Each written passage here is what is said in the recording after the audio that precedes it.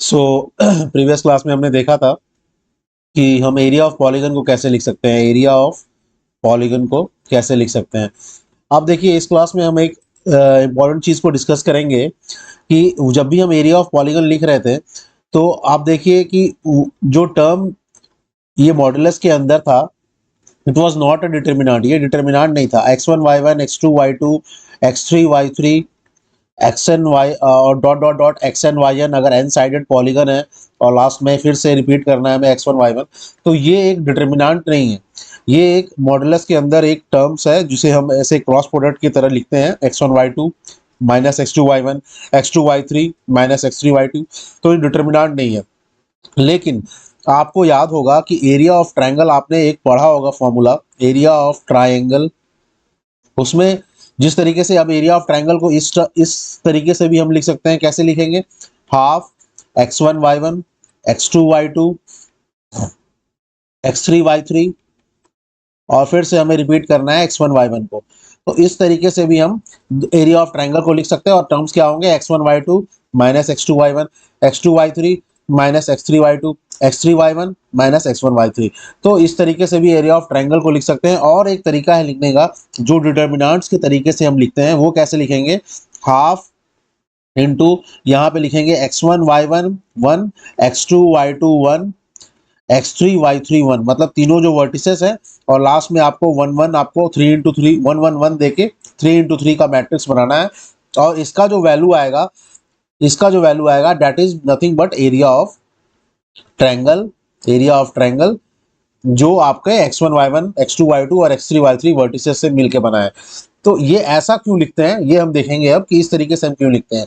तो उसको समझने के लिए सबसे पहले आपको समझना होगा कि सपोज आपके पास एक कोऑर्डिनेट एक्सिस में दो पॉइंट्स दिए हुए हैं। Suppose this one is a comma b, suppose this is a comma b, और ये आपके पास एक पॉइंट दिया हुआ है सी कॉमा डी।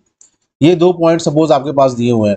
अब देखिए, अगर आपके पास दो पॉइंट्स दिए हुए हैं और तीसरा पॉइंट सपोज आप ओरिजिन मान रहे हो 0,0, तो इस तीनों पॉइंट से मिलके जो ट्रायंगल बनेगा, इस तीनों पॉइंट से मिलके जो ट्रायंगल बनेगा उसका एरिया आप कैसे लिखोगे ये आप देखो। इस एरिया ऑफ ट्रायंगल सपोज मैं इसे मैं A, this is B and this is C, इसे मैं ट्रायंगल ए बी सी बोल रहा हूँ। Suppose this is triangle A B C. तो इस ए बी सी का एरिया हम लोग कैसे लिखेंगे वो हम लोग देखेंगे अभी। तो उसको जब हम देखते हैं तो सबसे पहले आप देखिए कि इस ट्रायंगल से आप देखिए इन दोनों पॉइंट का यूज करके आप एक पैरेललोग्राम बना लीजिए। पैरेललोग्राम मतलब जो बाकी दोनों साइड्स हैं, मतलब ए बी और बी सी साइड है, इन दोनों के पैरेलल आप लाइन ड्रॉ कीजिए। तो अगर आप लाइन ड्रॉ करोगे तो आप देखोगे कि जो जो आपका पैरेललोग्राम है वो कुछ ऐसा बनेगा। ठीक है। अब देखिए, अगर आपका पैरेललोग्राम ऐसा बन गया तो आपको ये वर्टिसेस आपको अननोन हो गया। अब ये वर्टिस कितना होगा, इसका कोऑर्डिनेट ये आपको निकालना है, एक्स और वाई क्या होंगे। तो उसके लिए देखिए, अगर इस पॉइंट का कोऑर्डिनेट ए है एक्स कोऑर्डिनेट, इस पॉइंट का कोऑर्डिनेट सी है एक्स कोऑर्डिनेट, तो आप देखिए अगर आप ये इस लाइन के पैरेलल आप यहाँ पे एक लाइन खींचना चाहते हो जो ओरिजिन से ही इस तरीके से सी डिस्टेंस एक्स डायरेक्शन में दूर हो, तो इसका मतलब यहाँ से जब आप उस लाइन को खींचोगे तो वो भी एक्स डायरेक्शन में यहाँ से सी डिस्टेंस दूर होना चाहिए। यानी यहाँ अगर कोऑर्डिनेट यहाँ ए है तो एक्स कोऑर्डिनेट यहाँ पे ए प्लस सी होगा। सिमिलरली यहाँ से वाई कोऑर्डिनेट अगर बी है तो आपको, अगर आप इसके पैरेलल खींच रहे हो, तो बी ये हो गया बी प्लस डी। क्यों? देखिए ये डिस्टेंस डी है, ये डिस्टेंस बी है, और यहां से आपको कितना ऊपर जाना है? डी डिस्टेंस ऊपर जाना है। ठीक है, क्योंकि ये डी डिस्टेंस ऊपर जाना है, तो अगर ये आपका कोऑर्डिनेट बी प्लस डी हो गया, क्योंकि आपको ये लाइन जो है ये कितना आपका, इसका एक्स कितना है, एक्स सी है, और y कितना है, d, और इसी लाइन के पैरेलल आपको लाइन ड्रॉ करना है। तो यहाँ जो भी कोऑर्डिनेट स्टार्टिंग कोऑर्डिनेट होगा उससे इसका डिस्टेंस x के डायरेक्शन में c ज्यादा होना चाहिए और y के डायरेक्शन में d ज्यादा होना चाहिए, d डिस्टेंस। तो इसीलिए इस पॉइंट का कोऑर्डिनेट कितना हो गया, a plus c comma b plus d. अब देखिए, अब जब आपने ये पैरेललोग्राम बना लिया है तो इस पैरेललोग्राम का अगर मैं आपसे एरिया पूछूं कि एरिया कितना होगा, तो ये बहुत ही सिंपल है लिखना। एरिया ऑफ पैरेललोग्राम अगर आप लिखना चाहो तो इसको आप डायरेक्ट लिख सकते हो, ए बी सी डी ये आपका आ जाएगा AD माइनस BC। ये जो 2/2 का डिटर्मिनेंट है ABCD, जो ये वर्टिसेस थे ABCD, ये आप यहां से लिख सकते हो AD माइनस BC। ये जो आपका एरिया ऑफ पैरेललोग्राम आया, ये आया इस केस में जब आपके पास दो वर्टिसेस थे A कॉमा B और C कॉमा D। और अब देखिए अगर आपके पास एरिया ऑफ पैरेललोग्राम आ गया है तो आप देखिए एरिया ऑफ ट्रायंगल जो ABC है, एरिया ऑफ ट्रायंगल जो ABC है, ये कुछ नहीं होगा, ये हाफ ऑफ दिस पैरेललोग्राम का एरिया होगा। क्योंकि आप देखिए जो जो भी, क्योंकि ये जो डायगोनल है इसका, ये डायगोनल इसको दो इक्वल पार्ट में डिवाइड करेगा। सिमिलरली अगर यहाँ से भी आप डायगोनल ड्रॉ करोगे तो ये भी इसको, कोई भी डायगोनल, आप याद रखिए प्रॉपर्टी है पैरेललोग्राम का कि कोई भी डायगोनल पैरेललोग्राम को टू इक्वल एरियाज में डिवाइड करता है। तो इसका मतलब एरिया ऑफ ट्रायंगल ABC क्या होगा, हाफ ऑफ ये हो जाएगा half of area of parallelogram, half of area of parallelogram ABCD। ठीक है, जो ABCD पैरेललोग्राम है उसका एरिया का हाफ होगा। तो ये कितना आ जाएगा, ये आ जाएगा आपका हाफ, और पैरेललोग्राम का ABCD का एरिया तो आपको पता ही है, ये कितना आ रहा है AD माइनस BC। तो ये आ गया आपका AD माइनस BC। तो ये जो एरिया ऑफ ट्रायंगल आया यहाँ से, ये आया half into AD minus BC। तो ये एरिया ऑफ पैरेललोग्राम आ गया AD माइनस BC, और एरिया ऑफ ट्रायंगल आ गया half into area of parallelogram ABCD, that is half into AD minus BC। अब देखिए इसीलिए हम लोग लिखते हैं, आप याद होगा आपको, मैंने आपको बताया कि इसको मैट्रिक्स फॉर्म में भी लिख सकते हैं। तो इसको कैसे लिखते हैं, हाफ और यहाँ पे ABCD, ये तो एरिया ऑफ ये ट्रायंगल है, एंड इसको लिख सकते हैं, ये मैट्रिक्स फॉर्म हो गया। तो हाफ इंटू ये सेम चीज रिजल्ट देगा AD माइनस BC। तो ये आपको पता चल गया कि अगर आपके पास दो वर्टिसेस दिए हैं और तीसरा वर्टेक्स ओरिजिन है, तो आप डायरेक्टली उसको 2/2 के मैट्रिक्स में लिख के एरिया ऑफ आप ट्रायंगल लिख सकते हो, एरिया ऑफ ट्रायंगल, और हाफ उसका कर दोगे तो इसका आ जाएगा हाफ इंटू जो आपके दोनों वर्टिसेस हैं उसे लिख लो ABCD, ये आपका एरिया ऑफ ट्रायंगल दे देगा।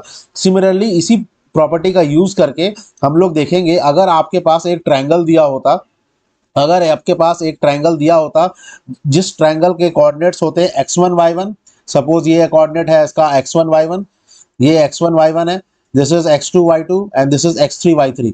तो ये देखिए ये आपका हो गया x1 y1, ठीक है, ये आपका x1 y1 है, ये x2 y2 है, ठीक है, और ये आपका हो गया x3 y3।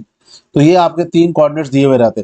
तो इन तीनों कोऑर्डिनेट्स के लिए भी अगर आपको एरिया ऑफ ट्रायंगल बोलता निकालने के लिए, और आपके पास ट्रायंगल कैसा बनता, वो कुछ ऐसा बनता है, x1 y1 x2 y2 और x3 y3 को आप मिला दीजिए।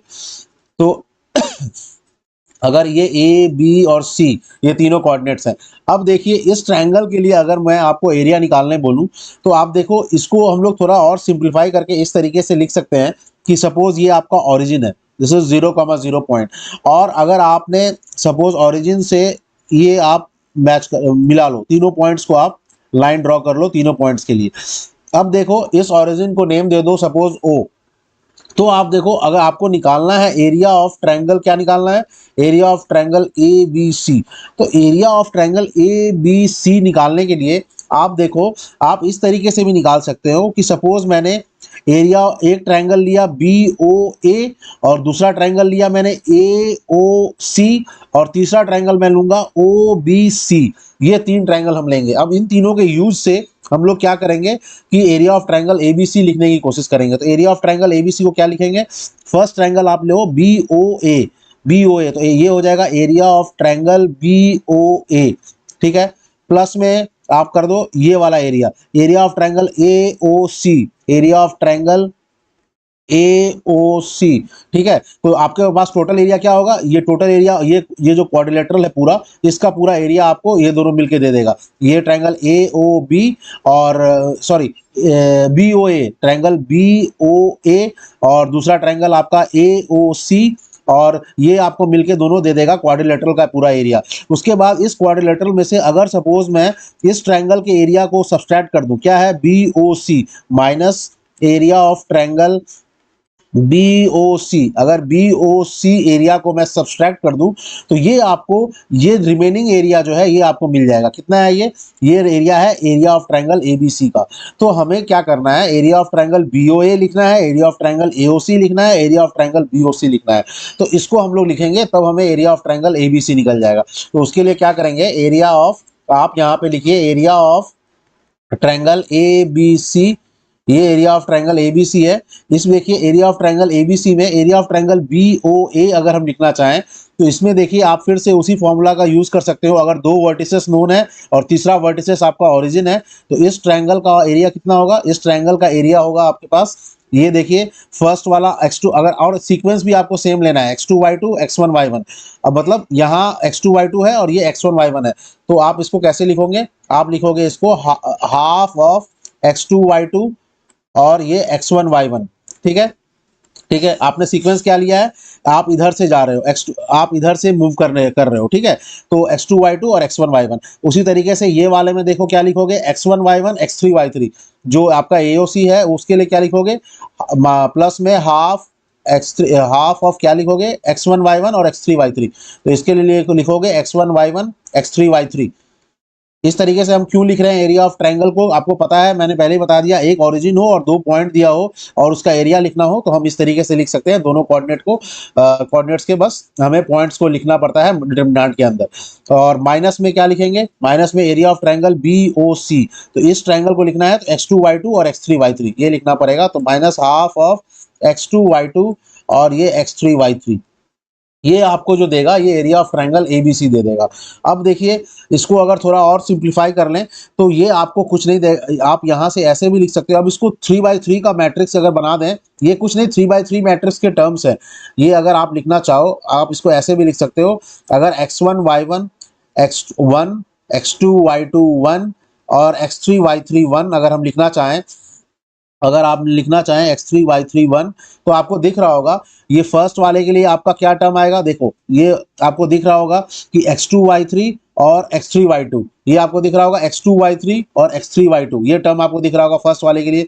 तो फर्स्ट वाले के लिए अब देखिए इसको नेगेटिव अगर हम कहें तो आप देखिए अगर इसको मैं नेगेटिव लूंगा, आप डिटरमिनेंट में पता होगा तो ये भी पॉजिटिव होगा, ये लास्ट वाला नेगेटिव होगा।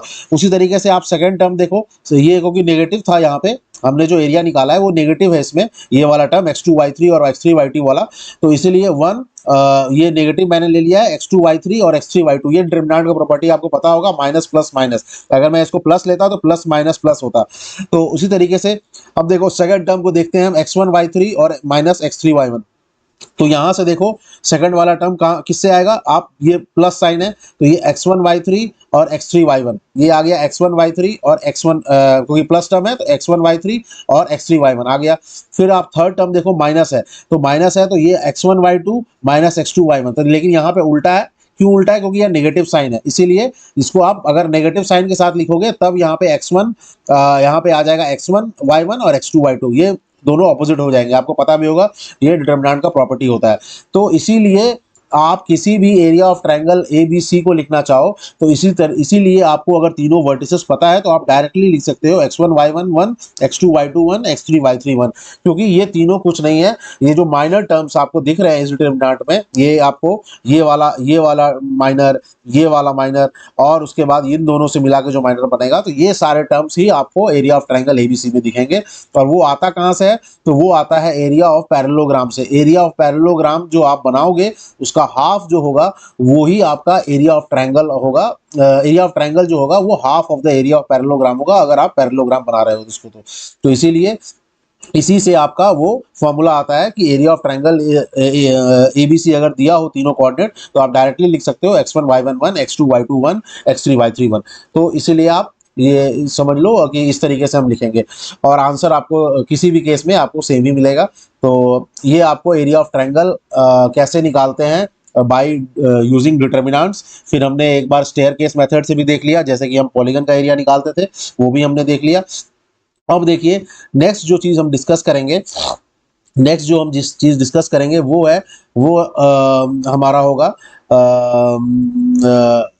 Angle, angle between two lines, angle between two lines with with given slopes, with given slopes यानी m1 कॉमा m2। अगर हमें दो लाइन दिए हुए हैं, सपोज ये कोऑर्डिनेट एक्सिस है और हमारे पास दो लाइन दिए हुए हैं, सपोज ये एक m1 लाइन है, ये एक m2 लाइन है, मतलब इस लाइन का स्लोप, इस लाइन का स्लोप सपोज m1 है और इस लाइन का स्लोप सपोज m2 है, और आपसे पूछा जाए कि बताओ इन दोनों लाइन के बीच में एंगल कितना है, तो ये आपसे अगर पूछा जाए तो ये आप कैसे निकालोगे, ये हम देखेंगे अभी। तो ये देखिए, इसके लिए हमें कुछ नहीं करना है, आप फिर से एक बार नेक्स्ट पेज में बना लो। आपके पास दिया हुआ है कि सपोज ये एक लाइन है and suppose this one is second line, और इस लाइन का स्लोप सपोज दिया हुआ है m1, this one is m1 and this one is m2, और इन दोनों के बीच में जो एंगल थीटा है इसका वैल्यू अगर आपको निकालना है तो ये आप कैसे निकालोगे। तो देखो, पहला चीज तो ये आपको पता होगा कि m1 जो है इसे हम इक्वल टू tan θ1 भी लिख सकते हैं, और ये θ1 क्या होगा, ये x एक्सिस से जो ये लाइन एंगल बना रहा होगा, दिस इज m1। m2 क्या होगा, m2 इज tan θ2, ये m2 जो है ये tan θ2 होगा, और θ2 क्या होगा, जो ये लाइन x एक्सिस से एंगल बना रहा होगा। अब देखिए, आपको पता है m1 m2 क्या है। अब देखिए ये थीटा का रिलेशन इस θ1 प्लस θ2 से क्या है वो देखेंगे। तो ये पहला चीज आपको दिख रहा होगा कि θ2 अगर हम इसको x मान लें, दिस एंगल इज x, तो x का वैल्यू जो है, x का वैल्यू क्या होगा, अगर हम इसको x मान लें तो x का वैल्यू होगा, आप दिख रहा होगा यहाँ से 180 माइनस ये दोनों का सम माइनस थीटा प्लस θ1, ये आपको दिख रहा होगा, ये x का वैल्यू होगा, और θ2 का वैल्यू क्या होगा 180 माइनस x, ठीक है। तो x का वैल्यू कितना है 180 माइनस थीटा प्लस θ1, ठीक है, ब्रैकेट में। अब देखिए ये 180 कैंसिल हो जाएगा और माइनस माइनस प्लस हो जाएगा, तो θ2 is nothing but theta plus θ1, तो यानी इसका वैल्यू कितना है थीटा प्लस θ1 जो है, यही आपका theta plus θ1 is nothing but θ2, ये जो एंगल आपको दिख रहा है यहाँ पे m2। अब देखिए इस रिलेशन से हम लोग क्या करेंगे, क्या फाइंड आउट करेंगे कि θ2 is equal to theta plus θ1 आ गया, θ2 is equal to to equal to theta plus θ1 आ गया। अब यहाँ से देखो, अगर मैं इसको लिखूं tan, या फिर इसको ऐसे नहीं, इसको ऐसे लिखो कि थीटा इज इक्वल टू क्या लिख सकते हो, θ2 माइनस θ1। अब देखो tan दोनों साइड ले लो, tan theta is equal to क्या आएगा, tan θ2 माइनस θ1। अब देखो अब देखो यहाँ से tan θ2, अगर इसको मैं एक्सपेंड करूँ tan a माइनस बी को, तो tan a minus tan b, आपको याद होगा tan a minus tan b divided by 1 plus tan a tan b, ठीक है। और ये tan थीटा यहाँ पे ऐसे ही रहेगा tan थीटा। अब देखो ये tan θ2 कुछ नहीं है, ये m2 है, tan θ1 is m1 and this is m2 into m1, और ये आपका tan थीटा वैसा ही रहेगा। अब देखिए हमें निकालना क्या था, एंगल बिटवीन टू लाइंस, ये यहाँ से निकल जाएगा, is equal to tan inverse कितना आया m2 minus m1 divided by 1 plus m2 m1। अब देखिए